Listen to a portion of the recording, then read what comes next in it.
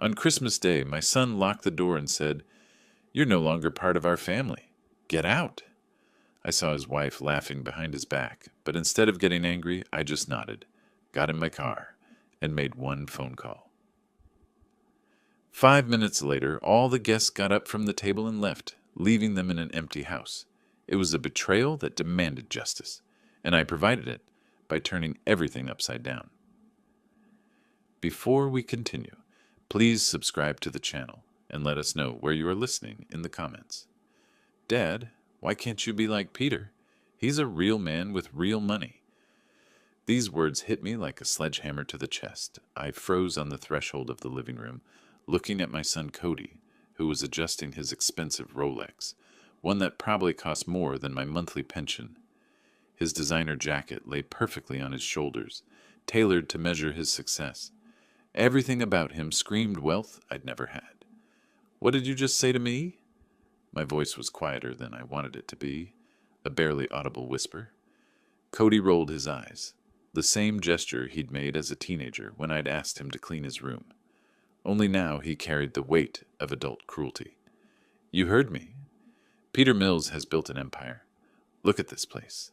He gestured dismissively at my modest furniture, at the worn but clean couch where I had spent countless evenings helping him with his homework. The blood boiled in my veins. "Those nails paid for your college education, every nail. A college that barely helped me until I married Bethany." He straightened his silk tie with deliberate precision.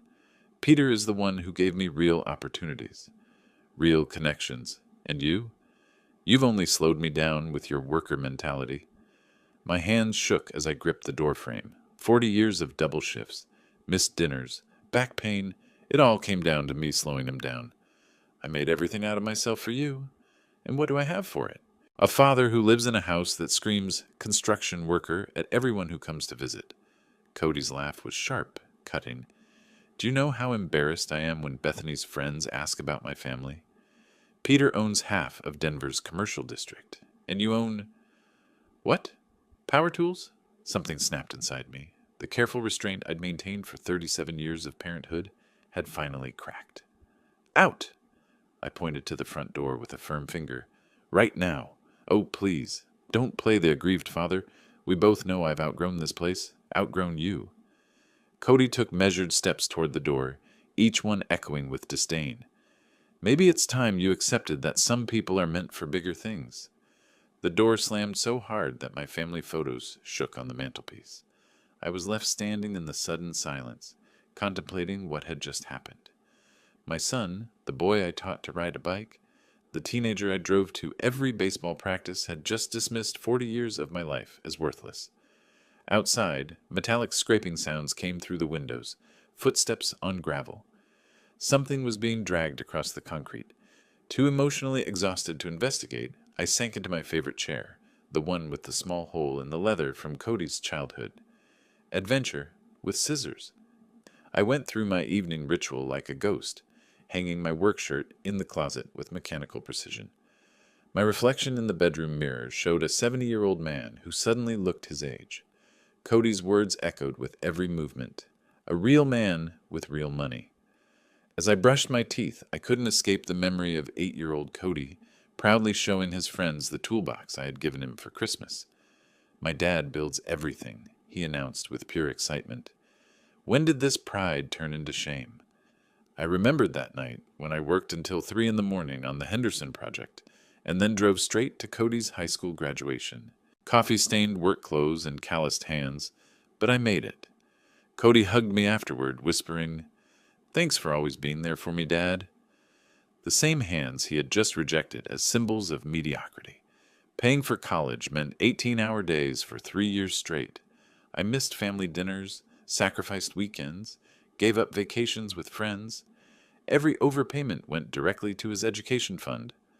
"I want you to have the opportunities I never had," I told him during those grueling years.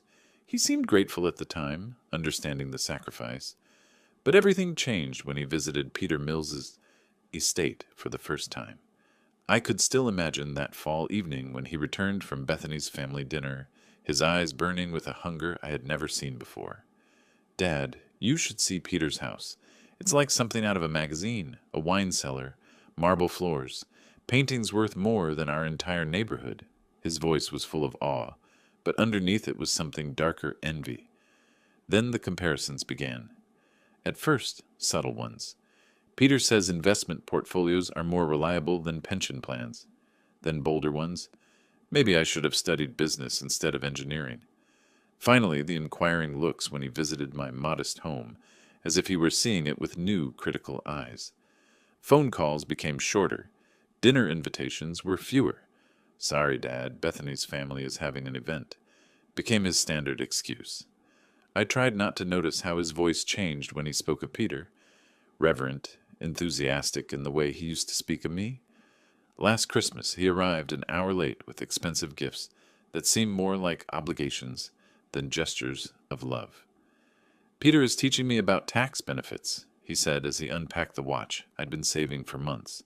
"Charitable contributions can be very strategic." Even my gifts became lessons in his new philosophy. I watched my son transform from a boy who was proud of his working-class father to a man who was ashamed of his background. Each visit revealed new changes: designer clothes, a practiced way of discussing stock options, casual mentions of exclusive clubs and business lunches. Today's confrontation was not a sudden brutality. It was the inevitable conclusion of years of growing distance. Peter Mills didn't just get a son-in-law, he stole my son. Perhaps not out of spite, but because of the simple fact of existing in a world where my sacrifices seemed insignificant. Lying in bed, I looked up at the ceiling and tried to remember the last time Cody had asked about my day, my health, my happiness. The silence stretched back months, maybe years. When had I become unimportant to the boy around whom I had built my entire life? The house creaked around me with familiar sounds, the wood settling, the foundation shifting, the gentle protests of the house that had protected us through storms and holidays. This house, which Cody now considered shameful, had been his refuge during every childhood crisis. Sleep finally overtook me around midnight, but even in my sleep I couldn't escape the echo of his words. Some people are meant for greater things. Obviously, I was not one of them. Morning light seeped through the bedroom curtains, harsh and unforgiving. My joints protested as I rolled out of bed, every movement a reminder that 70 years had taken its toll. The digital clock read 8:15 a.m., later than usual, but yesterday's emotional beating had exhausted me more than any physical labor. I trudged to the bathroom, avoiding my reflection in the mirror. Coffee called out to me from the kitchen, promising the caffeine I needed to face another day in this new reality, where my son saw me as an embarrassment. The morning routine seemed foreign after yesterday's shock. Pulling on a worn flannel shirt and work jeans, I went through the motions of getting dressed, while my mind replayed snippets of Cody's cruel words, worker mentality. The phrase stuck like a thorn in my skin. The December snow had fallen overnight, covering my modest neighborhood in a pristine whiteness that made everything appear cleaner than it really was. The familiar ritual of brewing coffee and getting the morning paper from the porch usually grounded me, gave structure to days that sometimes felt empty after retirement. But as I stepped outside into the crisp Colorado air, I immediately noticed something unusual. My mailbox, a simple black metal one I had installed 15 years ago, was crooked on a post, the door hanging open at an unnatural angle. I approached slowly, my breath forming little clouds in the frosty air. The damage was not accidental. Someone had taken a baseball bat or a crowbar, bending the metal deliberately, maliciously. Fresh scratches disfigured the surface, and the pole itself was loose, tilting the entire structure toward the street. "Damned kids," I muttered, although something about the precision of the destruction didn't seem random. This was not a teenage prank. It was purposeful, personal. The memory of yesterday's metallic scraping sound suddenly made sense. I bent down to examine the base, my knees protesting the movement. Footprints in the snow around the mailbox, size 10 or 11 boots, adult prints. The cold penetrated my clothes as I tried to reconstruct what had happened after Cody left. As I walked back to the house with the newspaper under my arm, I felt an unfamiliar sensation crawling up my spine, an uneasiness. In 40 years of living in this neighborhood, I'd never been targeted for vandalism. The timing seemed too convenient to be a coincidence. In my warm kitchen, I poured coffee into my favorite cup and opened the newspaper on the table. The familiar comfort of the morning routine should have calmed me down, but my concentration slipped. The words blurred as my mind went back to the damaged mailbox, to Cody's venomous words, to the growing certainty that yesterday's confrontation wasn't over. I thought about calling the police, then dismissed the idea. What would I tell them? My mailbox was vandalized the same night my son called me a loser. They'd think I was a paranoid old man connecting unrelated events. The coffee went cold as I looked at the headlines I couldn't comprehend. Sports scores, weather forecasts, local news. Nothing penetrated the fog of unease that had settled over me. Something seemed wrong, incomplete, as if yesterday's quarrel was only the first act of a larger play.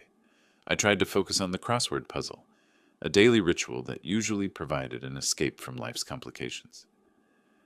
7 across. Betrayal of a family member. The irony was not lost on me, but I couldn't even summon a bitter laugh. The kitchen clock ticked steadily to 9. Outside, the neighbors were beginning their morning routines. Garage doors were opening, cars were pulling out of driveways, and the normal sounds of suburban life continued, despite my personal upheaval. Then the phone rang. I stared at the phone for 3 rings before answering, half expecting a telemarketer or a wrong number. The last voice I expected to hear was Cody. "Dad, it's me." His tone carried an artificial sweetness that immediately alerted me, completely different from yesterday's brutality. "Cody." I kept my voice neutral, not knowing where this conversation would go. "Listen, I've been thinking about what happened yesterday all night. I completely overreacted." The words flowed too smoothly, too rehearsed. I said things I didn't mean, and I'm truly sorry. My grip on the phone tightened. After 40 years of parenting, I knew when Cody was lying, and it seemed like an art form. "You seem pretty clear about your feelings." No, that's exactly it. I was stressed about work, about money, about everything. You know what Bethany's family can be like." He laughed, but it sounded hollow. Something cold settled in my stomach. The Cody of yesterday had been brutal, but honest. This version seemed dangerous in its deception. "Actually," he continued, "that's why I'm calling. Bethany and I would like to invite you to Christmas dinner tomorrow night at our house. It's nothing fancy, just Bethany's father, his business partners, and some other relatives, all successful and wealthy." "Christmas dinner?" The words came out choked. "Dinner is at 6. Bethany is making her famous roast." I should have said no. Every instinct screamed danger, but a desperate part of me wanted to believe that my son felt genuine remorse. I guess I could come." "Fantastic. Oh, and Dad, maybe wear that nice suit from Mom's funeral." First impressions mattered to Peter's company. The line went silent for a moment, and I heard muffled voices in the background. Then Cody's voice, distant but audible, as if he'd forgotten to hang up properly. "He really believed it." Cody's laugh was sharp, cruel. "Did you hear that pathetic hope in his voice? You're terrible." Bethany's voice, more amused than disapproving. "Although I have to admit, this will be interesting. Peter will love it. His successful business against my construction worker father. The contrast will be perfect." "Don't forget the legacy," Bethany added. "Daddy needs to see how much better he is than your father. This dinner guarantees us my father's inheritance and business." "Right. By the end of the evening, Joseph will look so pathetic next to Peter's company. Peter will see how much we love him, and no one else but him." My hand was shaking so badly that I almost dropped the phone. The complex cruelty of their plan hit me like a physical blow. This wasn't about reconciliation. It was about using me as a prop in their manipulation of Peter Mills. I carefully hung up the phone, my whole body shaking. They had planned this. Not just a dinner, but an emotional manipulation, a fake apology, a deliberate preparation for public humiliation. My son didn't just reject me, he decided to turn me into a weapon. The kitchen suddenly seemed smaller, the walls shrinking as the full extent of their betrayal settled in on me. This was not teenage rebellion or adult disappointment. This was calculated cruelty, designed to destroy any dignity I had left. I sat down heavily in the chair, the newspaper crumbling to the floor. For several minutes I couldn't move, couldn't think of anything but the echo of their laughter and the indifferent way they discussed my humiliation. But slowly, something else began to grow in my chest. Not the defeat I had felt yesterday, but something firmer, more focused. If they wanted to play games with my emotions, if they thought they could use me as entertainment for their schemes, they were about to find out that this old builder still had a few tricks left in him. The phone was silent on the cradle, but my mind was already working. My hands kept shaking. Father, the builder. The words repeated in my mind like a broken record.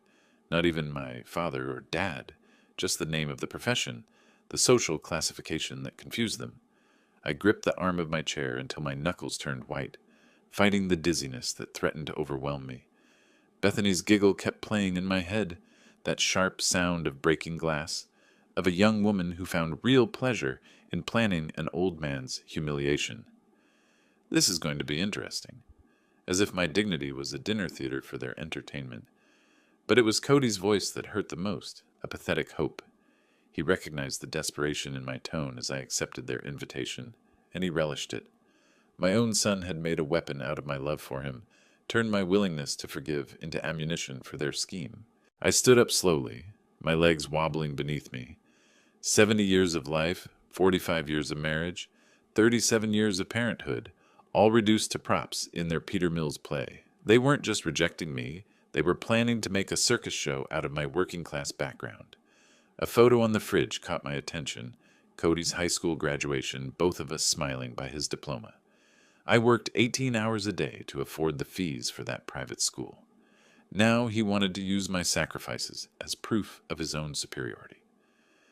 Something fundamental shifted in my chest, not the devastating sadness I felt yesterday, but something firmer, more centered.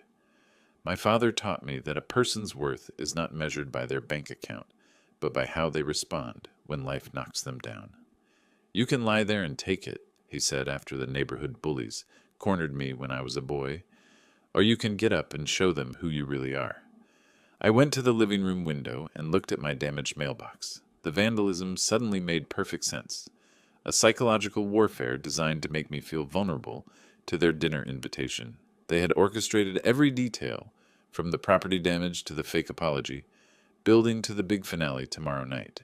But they made one critical mistake. They assumed I would remain in the dark about their plan. I moved to the desk drawer, where I kept important phone numbers. Peter Mills had given me his business card last year at Cody's birthday party, a gesture of respect between in-laws. Call anytime, Joseph. We should get to know each other better. I appreciated his directness then, his lack of pretense despite his obvious wealth. Now that business card represented something completely different, an opportunity. My engineering mind began to analyze the situation with mechanical precision. They wanted to humiliate me in front of Peter, to demonstrate his superiority and secure the prospects of an inheritance. But what if Peter found out about their deception in advance? What if he finds out that his daughter and son-in-law are manipulating him into cruelty to an elderly family member? Peter Mills did not build his business empire by tolerating dishonesty. From our brief conversations, I recognized a man who valued honesty above social careerism.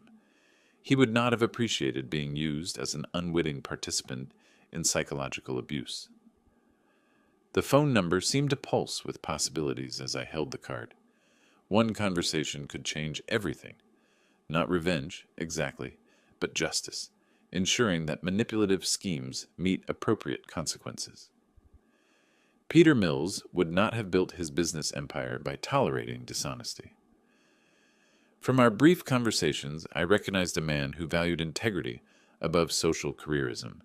He would not appreciate being used as an unwitting participant in psychological abuse. I checked the kitchen clock. It was 9 a.m.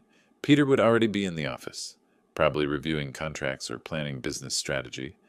A good time to call a fellow businessman, even a retired one. For the first time since Cody left, yesterday I felt something other than pain and confusion. Purpose, a direction, confidence that I would not be a victim of anyone, not even my own son. Finding Peter's business card took longer than expected.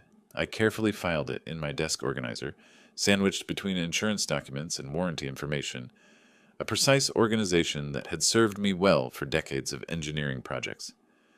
My hands stopped shaking, replaced by the steady concentration I once brought to reviewing blueprints and construction schedules. The card felt substantial between my fingers, expensive cardboard that spoke of success earned, not inherited. Mills Commercial Development. Peter Mills, Director. Below that was his direct office number and cell phone number, 2 ways to reach a man who didn't hide behind secretaries or assistants. I settled into my reading chair, which had a clear view of both the front window and the kitchen clock, and picked up the phone. The strategy required careful timing. I understood that accuracy was more important than speed. What exactly was I supposed to say to him? The truth, of course, but delivered with surgical precision. Peter needed to know that his daughter and son-in-law were manipulating him, using family gatherings as stages for their auditions for his inheritance. But I couldn't sound like a bitter old man complaining about ungrateful children. I silently rehearsed my opening lines. "Peter, this is Joseph Taylor. I'm calling about tomorrow's dinner." Too formal. "Hi, Peter. Joseph here. We need to talk about Cody and Bethany." Too confrontational. The approach had to balance urgency with respect, honesty with diplomacy. The facts were simple. I had accidentally overheard a conversation that revealed their true intentions for tomorrow's dinner. They planned to humiliate me in front of him to demonstrate their superiority and advance their inheritance prospects. They even damaged my property to psychologically soften me up. I needed trust, which meant acknowledging my own emotional interest while maintaining objectivity. "Peter, I know this puts you in an awkward position, but I thought you deserved to know what they're planning." Appealing to his sense of fairness, not asking him to take sides. One potential complication troubled me. What if Bethany was with him? Father-daughter breakfasts were not unusual in family businesses. I needed to be prepared to offer to call back later if the time was not right for a private conversation. But my instinct told me that this was the moment. Waiting would only give me more time to doubt myself, to lose the clarity that came from righteous anger and recent betrayal. Peter Mills struck me as someone who valued straightforwardness, who would rather deal with problems head-on than let them fester.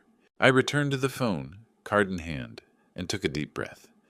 This conversation would determine whether tomorrow night would be their triumph or their downfall, whether justice would prevail over manipulation, whether the old builder could outsmart the privileged children who had underestimated him. The numbers felt familiar under my fingertips as I dialed. Professional muscle memory from decades of important phone calls, contract negotiations, emergency consultations. Each number deliberate, purposeful, irreversible. The phone started ringing.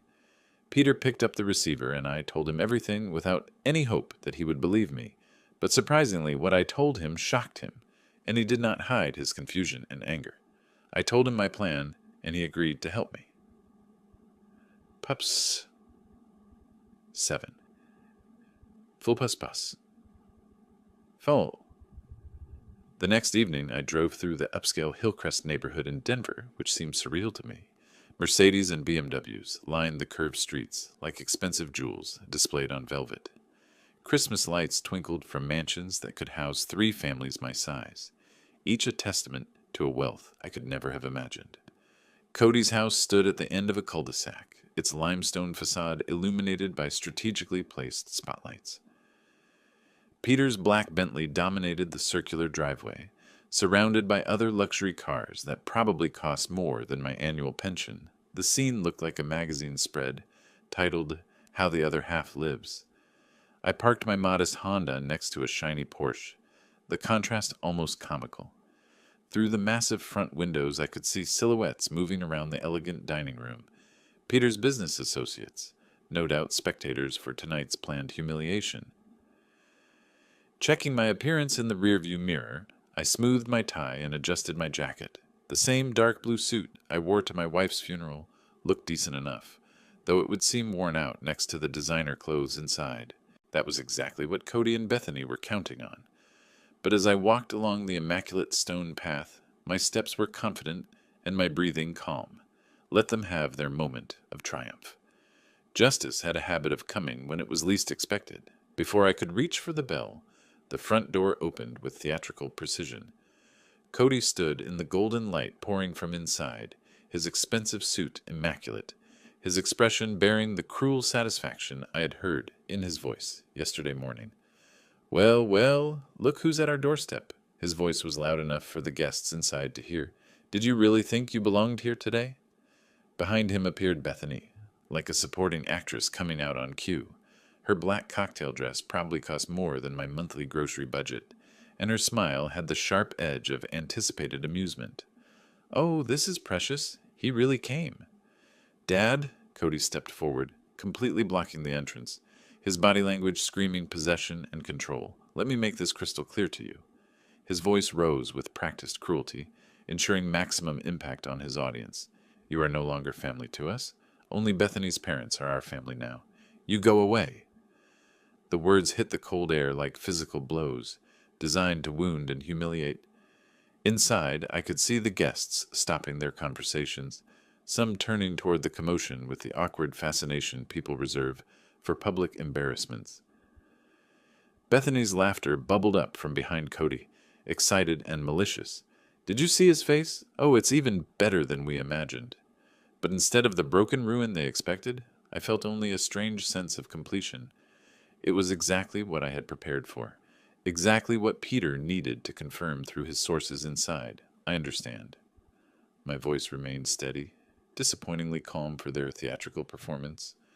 "Well, Cody, I hope you get everything you deserve today." I met his eyes with the quiet dignity of a man who had worked honestly all his life. "Everything." His expression flickered with momentary confusion. This wasn't the script he had written. The pleading, the shame, the public humiliation that would demonstrate his superiority to Peter's influential friends. "That's right, old man. Go away, back to your little builder's house where you belong." But there was less conviction in his voice now, unsettled by my unexpected restraint. I turned and walked back to the car with measured steps, my back straight despite the December cold. Behind me, I heard Cody's forced laughter and Bethany's comments, but their words seemed distant, unimportant. When I got to the Honda, I settled into the driver's seat and watched the house through the windshield. Through those expensive windows, Peter's guests continued their elegant evening, unaware that they were about to witness a very different kind of show. I took out my phone and dialed Peter's number. The phone rang twice before Peter's familiar voice answered, professional but warm. "Joseph?" "As we discussed," I said simply, watching the golden windows of the house where my son thought he had just achieved his greatest victory. "I understand completely." Peter's tone carried the weight of a man who had built an empire, quickly reading situations and acting decisively. "Thank you for keeping me informed." The call ended there. No dramatic statements, no long explanations. Just two men who understood that some betrayals demanded immediate consequences. Peter raised his glass of wine, drawing attention. The room gradually fell silent as Denver's business elite turned to their host, expecting pleasant Christmas cheer or perhaps a toast. "Friends," Peter's voice carried the authority that had brought him millions. "On this Christmas Eve, I want to talk about family values. Real values that are more important than social status or financial success." Cody and Bethany beamed, interpreting this as validation of their actions, proof that Peter appreciated their demonstration of superiority over Joseph's working-class background. I've learned today about people who value money over character, who manipulate family relationships for personal gain. Peter's tone remained conversational, but his words carried surgical precision. People who treat older family members as props in their schemes of social careerism. The first shadow of confusion crossed Cody's face. This was not the praise he had expected. I also learned the difference between inherited wealth and earned dignity, between people who build themselves up by tearing others down, and those who maintain their integrity regardless of their bank balance. Bethany's smile began to fade as the guests exchanged glances. Peter's meaning became unmistakably clear. So today I choose to spend my Christmas with people who understand that family loyalty and basic human decency are more important than manipulative and greedy children. Peter set down his wine glass with finality. I choose to leave this house and this company. The silence that followed was deafening. Then Peter walked to the front door with calm determination, his decision made and executed with the same business efficiency that had built his empire. "Peter, wait," Cody's voice cracked with despair, but Peter did not stop. "Daddy, you don't understand," Bethany began, but her father was already reaching for his coat. None of the guests needed further explanation. In Denver's social hierarchy, following Peter Mills was simply common sense. One by one, the guests began to gather their belongings, muttering polite excuses that fooled no one. "This is a misunderstanding," Cody exclaimed, his voice rising to panic. "We can explain everything." But explanations were unnecessary. The exodus began, and in a matter of minutes, the elegant dinner party disintegrated into an awkward scramble for the exits. Peter was the first to leave the house, his dignified gait cutting through the December air to my modest Honda. Behind him followed 3 other guests, successful people who had just witnessed something extraordinary.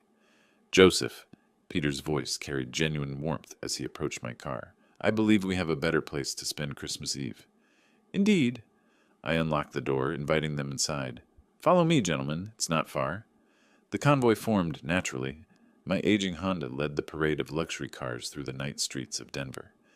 In the rearview mirror, I watched as Bentleys and Mercedes followed my modest car like a funeral procession, although it was more like a celebration.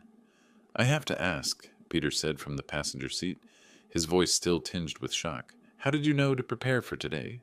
How did you foresee all this?" "After I overheard their conversation yesterday morning, I called you right away. But even before that, I drove through the traffic light, choosing my words carefully. I've been watching Cody change for months."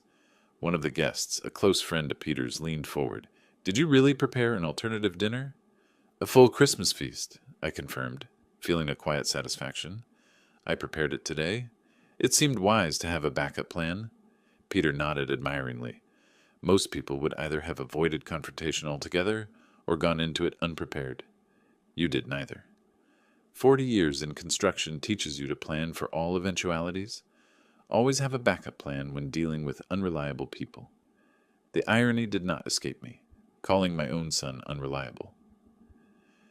We returned to my neighborhood, where modest houses contrasted sharply with the affluent area we had just left.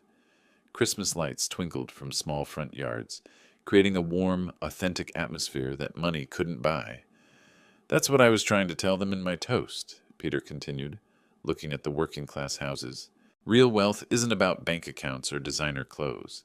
It's about character, loyalty, who you are when no one is looking. You gave them exactly what they deserved." Other cars parked along my street, expensive cars that looked strangely out of place in this honest neighborhood. All the guests got out of their cars not with contempt, but with genuine curiosity about this man who had outsmarted the manipulators. "I have to mention," Peter said as we walked to my front door, "I'm ending all business relations with Cody immediately, and Bethany." He paused, pain flashing across his features. "She'll inherit much less than she expected." "I'm sorry about that, Peter. I never meant to cause trouble between you and your daughter." "You didn't cause anything, Joseph. You revealed what was already there." He stopped at my front steps, looking back at the cars lined up behind us. "These people," he pointed to all the people surrounding us, "they respect what you did today. So do I." Mrs. Henderson, from the house next door, peered through her curtains at the unusual collection of luxury cars, probably wondering if I had won the lottery or joined some exclusive club. In a sense, I suppose I had. A club of people who value honesty over inheritance. "Welcome to my home," I said, taking out my house keys. Warm light poured through the windows onto the front porch, and I could see my dining table set for the exact number of people now standing behind me. The evening was far from over.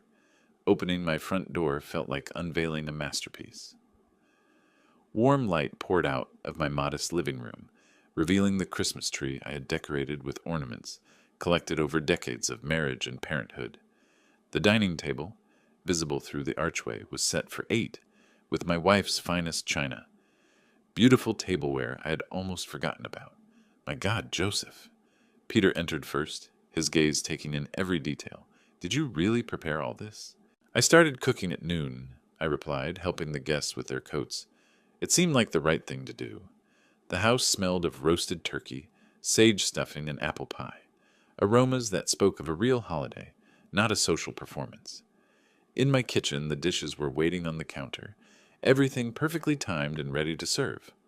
All the guests moved through my house with respectful admiration, looking at family photos and admiring the authentic Christmas decorations. They were successful people, Peter's relatives and partners, accustomed to luxury, but they seemed more comfortable here than at Cody's expensive exhibition. It feels like Christmas, one of them commented, settling into my favorite chair. Real Christmas, not some magazine spread. I began bringing dishes from the kitchen, golden turkey, carved and arranged on plates, mashed potatoes with real butter, green beans from my own garden that I had frozen last summer. Peter immediately joined me, carrying salad bowls without being asked, our partnership naturally extending to domestic cooperation.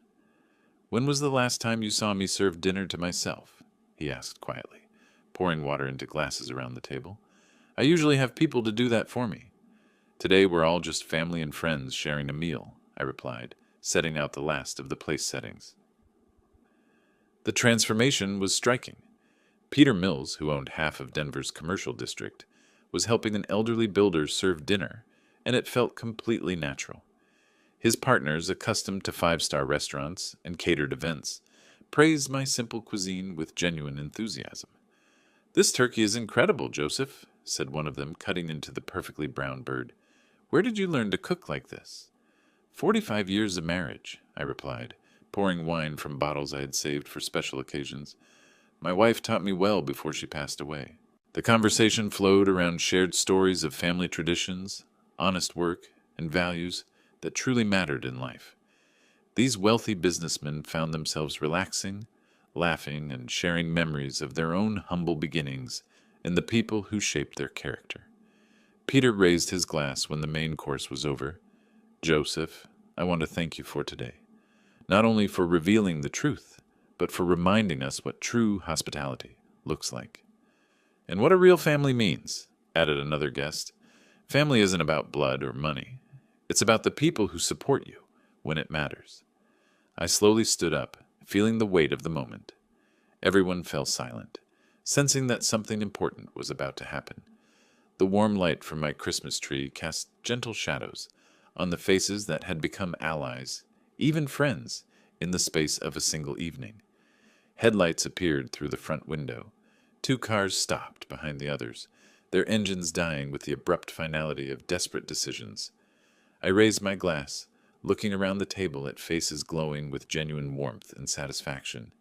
"To family," I began, raising my glass to the warm faces surrounding my dinner table. "Not the family we were born into, but the one we choose. The people who support us when it matters, who value character over." The front door burst open without warning. Cody stormed through my living room like an invading army, Bethany close behind him, both still in their expensive party clothes, but now disheveled with despair. "How dare you!" Cody's voice cracked with rage as he took in the scene. Peter and the guests comfortably seated around my modest table, wine glasses raised, faces glowing with genuine warmth. "How dare you steal our guests!" The reaction around my table was immediate and uncomfortable. Guests put down their glasses, shifted in their chairs, witnessing this display of privileged rage. Peter's face darkened with shame for his daughter, who stood next to Cody with tears of disappointment streaming down her cheeks. "I didn't steal anyone," I replied calmly, still holding my glass. "I just offered them a place where they would be welcomed as guests, not used as props." "You manipulated them," Bethany squealed, pointing an accusing finger at me. "You turned them against us with your sob stories and your poor old man act." One of Peter's partners cleared his throat diplomatically. "Actually, we left because of the toast your father gave about family values. It was quite instructive." Cody turned to the guests, his despair palpable. "He's lying to you. He's just a bitter old builder who can't accept that his son has surpassed him.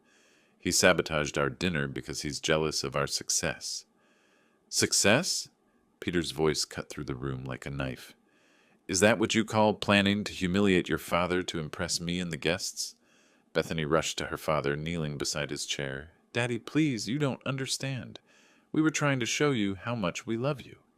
By using Joseph as a target for ridicule, Peter's voice carried the coldness of utter disappointment. By planning his public humiliation as entertainment? It wasn't like that, Cody insisted, but his voice lacked conviction. We just wanted to show the contrast between... The room fell silent, except for Bethany's muffled sobs. Around the table, faces showed a mixture of sympathy for my situation and disgust at the young couple's behavior. These were successful people who understood the value of character, and they had witnessed its complete absence. Cody's face reddened with rage and despair. He turned to me and said, "You ruined everything. Do you have any idea what this cost us? Peter, his legacy was our future." "Your future was never built on solid ground," Peter said, slowly rising from his chair. The authority in his movement instantly caught the attention of everyone in the room. It was built on manipulation, greed, and the assumption that I would never discover your true character. Bethany looked at her father with pleading eyes. "Daddy, please." "No." Peter's voice carried a finality that drowned out all protests. Peter stood with the commanding presence that had built a business empire, his gaze shifting between his daughter and son-in-law with the cold assessment of a man who had just discovered termites in his foundation. "Bethany, Cody," he began, his voice echoing through my dining room with devastating clarity. "Today you have revealed yourselves to be the very people I have avoided my entire business life. Manipulative, greedy, and fundamentally dishonest. Dad, you can't..." Bethany began, but Peter raised his hand to silence her. "I can, and I will." Effective immediately, Cody is dismissed from all business relations with Mills Commercial Development. Your job, your access to company resources, your future participation in any Mills family ventures, it's over. Cody's face turned white. "Peter, please, I can explain." "Furthermore," Peter continued, his business-like precision cutting through every interruption, "my will is being rewritten next week. Bethany, your inheritance is reduced to exactly what Cody brought into this marriage. Nothing. The bulk of my estate will go to charities that truly understand the value of helping others without expecting anything in return." "You can't do that," Bethany cried, jumping to her feet. "I'm your daughter." "Yes, you are my daughter, and today you showed me what kind of daughter you have chosen to be." Peter's voice carried a deep sadness beneath its firmness. Someone who would humiliate an elderly person for personal gain. Someone who values money over basic human decency. Around the table, Peter's partners nodded in agreement. These were people who had achieved success through character as much as ambition, and they recognized justice when they saw it. Cody made one last desperate attempt. "It's all his fault." He pointed at me with trembling hands. "He turned you against us. He poisoned your mind with lies." "Joseph told me the truth," Peter replied simply. "Something you two seem incapable of doing." I slowly stood up, feeling the weight of justification, but also the responsibility it carried. "Cody, I'm sorry it came to this. I really am. But you chose this path when you decided that my love for you was something to be exploited, not cherished." "Keep your fake sympathy," Cody hissed, but his voice was breaking. "You ruined our lives." "No," I said quietly. "You did that yourselves. I just made sure that the consequences finally caught up with your choices." Bethany grabbed Cody's arm, pulling him toward the door. "Let's go. We don't need them. We don't need any of them." But even as she spoke, reality set in. Without Peter's business, without his inheritance, without the connections they had just pushed away, they had very little left except each other and the consequences of their actions. They left without a word, the front door closing behind them with the finality of the end of a chapter. The silence that followed felt different from the awkward tension of their presence. It was the silence of justice done, of order restored. Peter sat back heavily, suddenly looking his 65 years. "Joseph, I owe you a deep apology, not only for their behavior, but for not seeing it sooner." "No apology necessary," I replied, settling back into my chair. "Sometimes we see what we hope to see in the people we love." One of the guests raised his glass again, "To true family values, and to the people who live by them, instead of just talking about them." "And to second chances," added Peter, looking around the table with genuine enthusiasm. Sometimes the family we need is not the one we were born into, but the one we are lucky enough to find. I raised my glass one last time, looking at the faces that had become friends through the crucible of this strange evening. For Christmas Eve, I said simply, and for reminding me that character, not wealth, makes life rich. Outside, snow began to fall on the quiet neighborhood, covering the footprints of those who had left and blessing those who had decided to stay. If you like this story, please like this video, subscribe to the channel, and share your impressions of this story in the comments. To listen to the next story, click on the box on the left. Thank you for watching.